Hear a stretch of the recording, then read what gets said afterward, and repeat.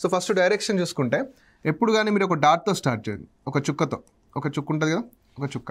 ఇప్పుడు ఈ చుక్క నుంచి కానీ ఈ డాట్ నుంచి పైకి వెళ్తే మనం నార్త్ అంటాం. ఈ డాట్ నుంచి పైకి వెళ్తే నేనేమంటున్నా, పైకి వెళ్తే అంటున్నా, అంటే నార్త్ అంటే తెలుగులో ఉత్తరం అంటాం. తెలుగులో ఉత్తరం అంటాం. సో ఇదే డాట్ నుంచి రైట్కి వెళ్ళామనుకో, ఇదే డాట్ నుంచి రైట్కి వెళ్ళామనుకో, ఏమంటున్నా, రైట్ అంటే కుడివైపు వెళ్ళామనుకో, దీన్ని మనం తూర్పు అని అంటాం. ఓకేనా, తూర్పు. సో ఇదే డాట్ నుండి కిందికి వెళ్ళామనుకో, ఇదే డాట్ నుండి కిందికి వెళ్ళామనుకో, దీన్ని ఏమంటామంటే దక్షిణం అని అంటాం. ఓకేనా, దీన్ని మనం దక్షిణం అంటాం, అంటే సౌత్.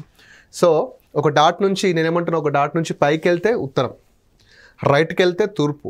ఓకేనా, కిందికి వస్తే దక్షిణం.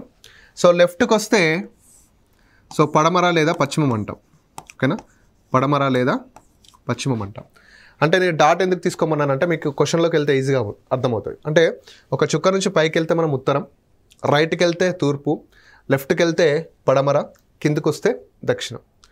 సో ఇక్కడ ఉత్తరానికి తూర్పు మళ్ళీ సబ్ డైరెక్షన్స్. ఓకేనా, మధ్యలో ఇంకా కొన్ని డైరెక్షన్స్ ఉంటాయి.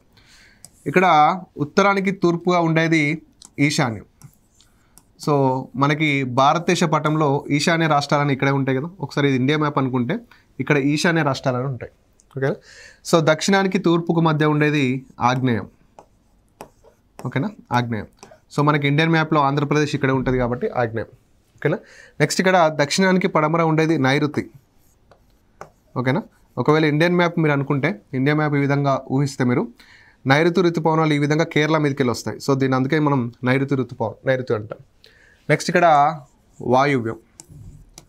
ఓకేనా, నెక్స్ట్ వాయువ్యం.